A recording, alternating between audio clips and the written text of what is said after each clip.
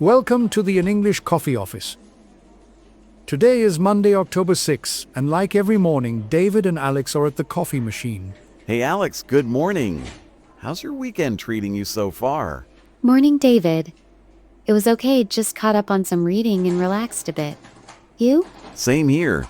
But man, I needed that extra coffee after a hectic weekend with family stuff. Anyway, did you catch the news about that big investment proposal from China? Yeah, I saw something on the Wall Street Journal.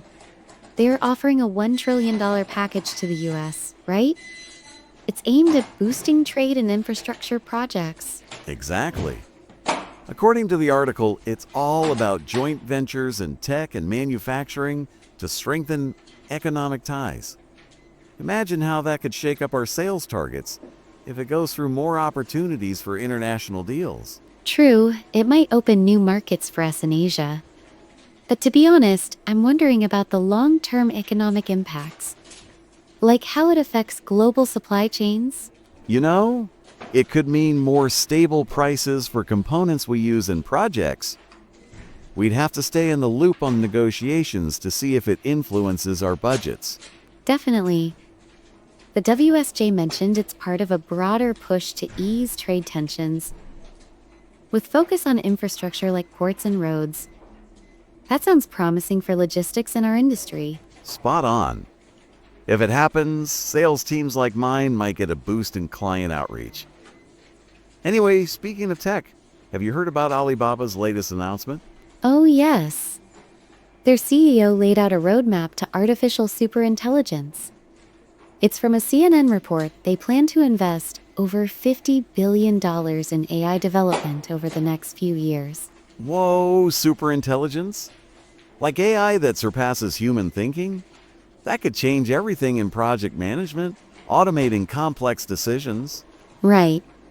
The article details how Alibaba aims to reach this by advancing their Quen models, focusing on practical applications in e-commerce and cloud services. But it raises questions about job security too. Will we need to adapt our skills? Haha, don't say that. I still want to touch base with clients the old-fashioned way, build those personal connections. But yeah, it might speed up our deadlines and make reporting easier. Maybe. CNN's highlighted how this heats up the AI race with US companies, potentially leading to faster innovations. For project managers, it could mean better tools for tracking progress. True. Imagine AI predicting project delays before they happen. That would save us so much hassle during busy quarters. By the way, how's your current project shaping up? It's on track, but we're juggling a few deadlines. This AI news makes me think we should look into integrating some tools soon.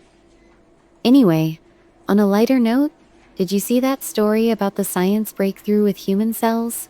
The one in the New York Times. About U.S. researchers creating functional eggs from skin cells for fertility treatments. Yes, exactly. The NYT article from this week explains how scientists at a leading university turned adult skin cells into viable egg cells using stem cell technology. It's a huge step forward in reproductive medicine. That's wild. They mentioned it could help people with infertility issues, especially those facing age-related challenges or medical conditions. Think about the families it could help. Relates to work-life balance, Absolutely. It could ease some pressures in the office for parents trying to start or expand families. The research opens doors for same-sex couples and others too, promoting more inclusive society. Yeah, makes you think about how science is changing personal lives. In our line of work, it might even inspire policies for better parental leave. Pretty inspiring stuff. It is. The NYT noted that while it's still in early stages, clinical trials could start soon, potentially revolutionizing fertility clinics across the U.S. Fingers crossed it works out. Society needs more wins like that amid all the economic talks. Hey, pass the sugar? This coffee needs a kick. Here you go. So, what's your take on how these changes affect daily business?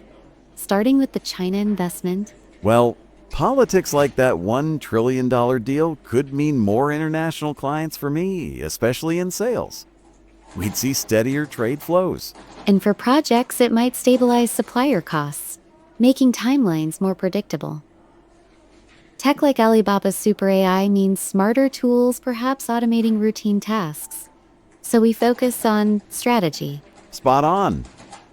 I read that Alibaba's plan includes building massive data centers, which could lower cloud costs globally.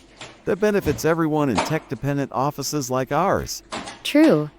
And culturally, that skin cell breakthrough shows progress in healthcare equity. It might encourage companies to invest in employee wellness programs. Exactly. Imagine HR discussing fertility benefits in our next meeting. By the way, did you hear about the details in the WSJ on the investment?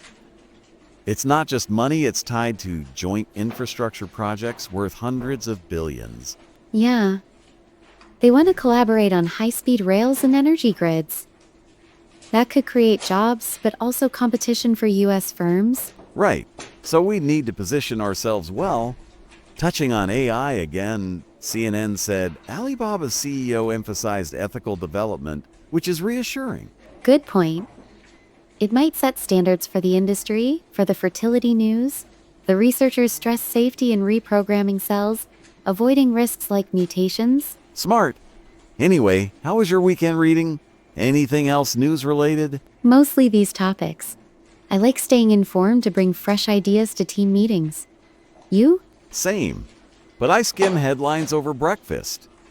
Keeps me in the loop without overwhelming.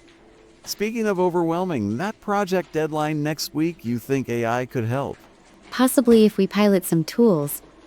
The Alibaba roadmap mentions applications for business efficiency, so why not? Let's suggest it to the boss. On the economic front, if the China deal pushes through, our sales forecast could look brighter. Optimistic view. But we should watch for any policy shifts. The NYT fertility piece also talked about ethical debates, like access for all income levels. Valid concern. Society should ensure it's not just for the wealthy. Relates to office diversity too, making sure everyone feels supported. Well said. Anyway, I should check my emails before the morning stand-up. Yeah, me too. Got a big client call lined up? Let's catch up later over lunch. Sounds good. Have a productive day, David. You too, Alex. See you around. Time to get to work. Don't forget to subscribe and practice your English every day. You'll see how it just keeps getting better and better. See you tomorrow. Hope you have a fantastic day.